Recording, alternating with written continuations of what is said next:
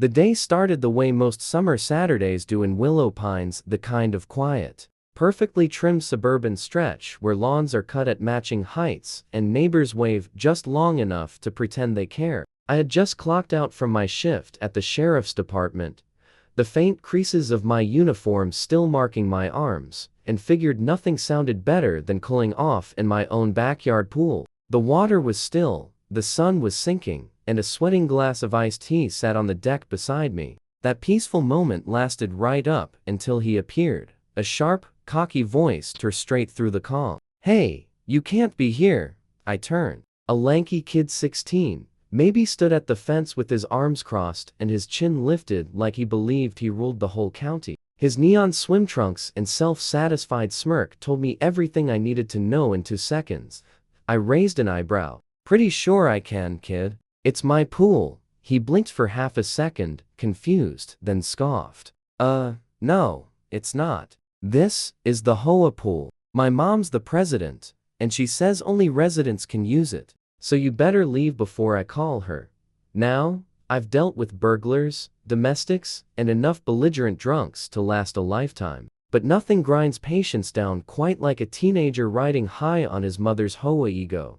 I stood, calm as ever, water dripping off my shoulders. "Kid, I've lived here 6 years. This is my backyard. My pool." He squinted, absolutely unconvinced. "That's not what Mom said. She said people sneak in here because your yard backs up to the community lot. You should leave before she calls the cops." I almost laughed quietly because the absurdity was too good. If only he knew. Then came the unmistakable snap of heels on concrete, quick, precise, furious. "Derek, what's going on?" A shrill voice called from the gate, and there she was, Karen herself. Whole royalty, clipboard in hand, attitude sharp enough to cut steel. Derek smirked triumphantly. "See, Mom? I told you someone was trespassing." She gave me a look like I was something she scraped off her designer sandals. "Sir, I don't know who you think you are, but this pool is for paying residents only. I suggest you leave before I file a formal report."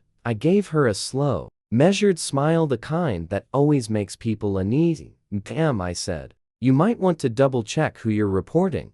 Her brows knitted together. "And why is that?" I stepped out of the pool, grabbed my towel, and caught her eyes drifting to the badge clipped to my folded uniform shirt. Her expression faltered briefly. "Because," I said evenly. "You're standing in my yard."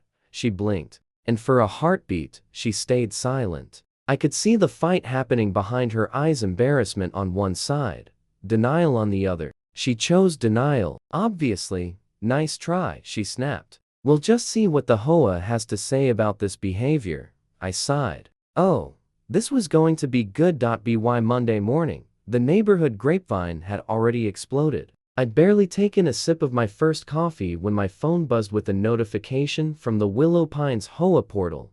Mandatory violation hearing. Unauthorized pool use. Property disturbance. They really did it. I stared at the message, half irritated, half entertained. Karen had actually filed a complaint accusing me of trespassing in my own property. You can't make this stuff up. At the community center that evening, the fluorescent lights hummed like they were trying to warn me. Karen sat at the head of the long oak table, her signature bob haircut glowing under the cheap ceiling bulbs. Derek slouched beside her, chewing gum like he was auditioning for a bad teen sitcom. 3 board members sat stiffly, pretending to be neutral. Karen folded her hands and smiled, that tight-lipped smile that means someone's about to pick a fight they think they'll win. "Sheriff Miller," she began, loading my title with sarcasm. "We've received multiple reports that you've been using the HOA pool without authorization." I leaned back. "Multiple reports? From your son?" If she heard it, she didn't show it. "Several witnesses saw you enter the pool area from your yard. And you've placed patio furniture that appears to cross into HOA property."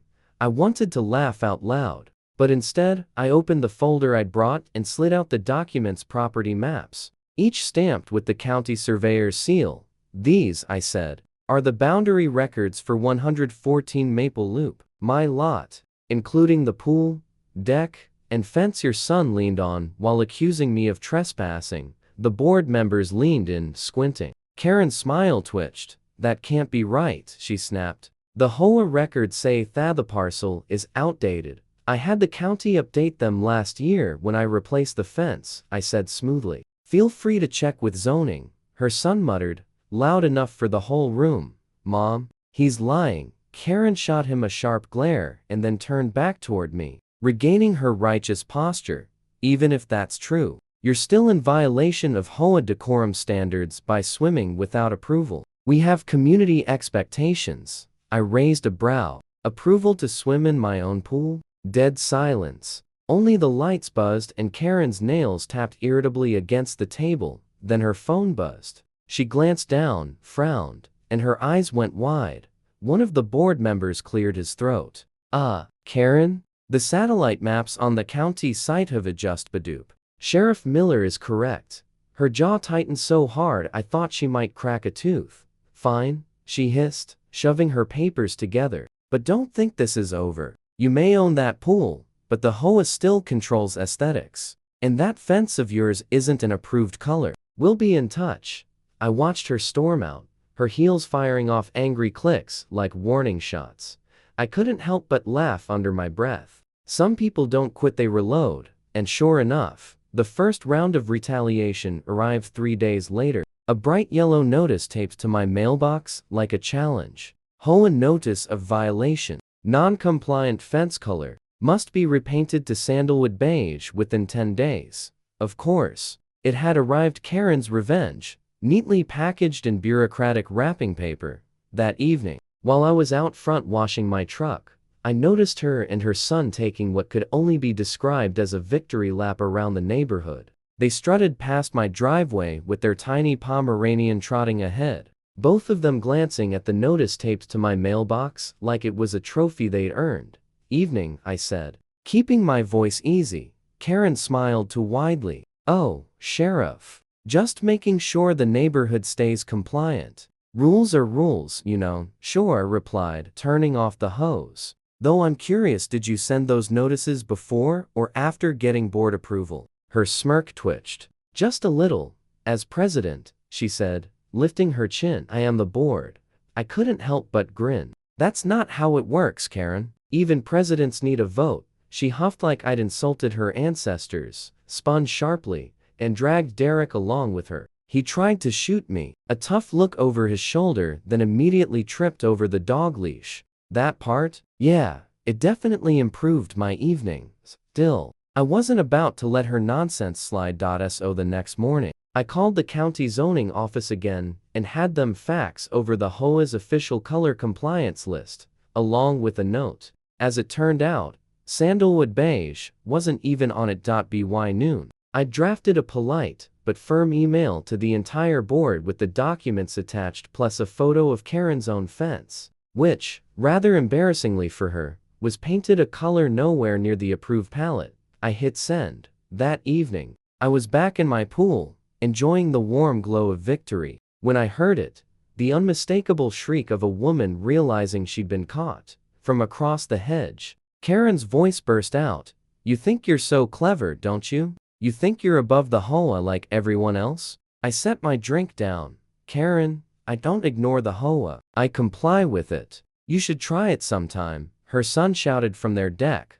Mom says she's calling the sheriff again. I actually laughed. You do that, kid. Tell them I'll be right over. The silence that followed was priceless. A moment later, their sliding door slammed with all the drama of a soap opera finale. I leaned back, watching the orange sunset paint the sky, thinking maybe, just maybe, that was the end of it, but the next morning proved me wrong. I stepped outside to find my backyard gate wide open, my pool cover torn, and a single piece of paper floating on the water. 3 words, written in Karen's unmistakable, sharp handwriting. You'll regret this. The air felt heavier than usual. That kind of thick stillness that hangs before a summer storm or a really bad idea. I stood at the edge of the torn pool cover, coffee in hand, staring at her dramatic little threat drifting near the filter. I'd met plenty of people like her in my job, stubborn, self-righteous, addicted to control. But this was no longer about rules. It was personal, and I wasn't going to let her win. By noon, I had pulled the security footage from my backyard cameras. Clear as daylight, Derek was sneaking through my side gate the night before, a flashlight wobbling in his hand. He didn't even try to hide his face. The cover ripped when he tripped over a pool chair. So I did what any reasonable homeowner would do. I called for a community meeting. That evening, the clubhouse was packed. Word had spread faster than salon gossip on a Saturday morning. Karen arrived last, her chin high, Derek glued to his phone like he wanted to disappear inside it. She looked caught off guard seeing me seated at the front in uniform this time. "Evening, everyone," I began, calm and steady. "I've called this meeting to address recent property violations, specifically vandalism on my property." A ripple of murmurs passed through the room. Karen's face whitened for half a second before she plastered on her signature sneer. "Oh, this is ridiculous. Are we truly wasting everyone's time on your..." Clicked the remote. "Why don't we just watch something together?" The projector flicked on, and there it was. Derek breaking in, tearing the pool cover, and dropping the note into the water. The room fell silent. Even Karen stopped breathing. I let the footage loop once more before facing the crowd. "Now," I said evenly, "I could file charges for trespassing and vandalism. But since he's a minor, I'm willing to leave it at a formal warning if his mother agrees to step down as HOA president and cover the repair costs." Karen's jaw clenched so tightly, I thought she might crack a tooth. Her son muttered, "Mom, just do it." For once, she didn't argue. She simply nodded, her face burning red with humiliation.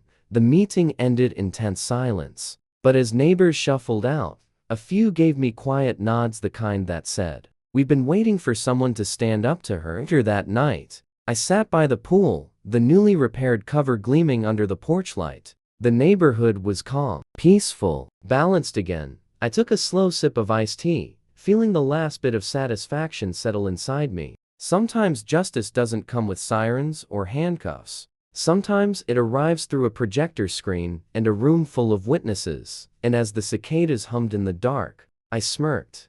The HOA had finally met its match. If you've ever had to stand your ground against unfair power, hit like. It shows you're not alone. Subscribe to Karen's Hub so you never miss real stories of everyday people fighting back and winning. And tell me in the comments, what would you have done if it were your pool?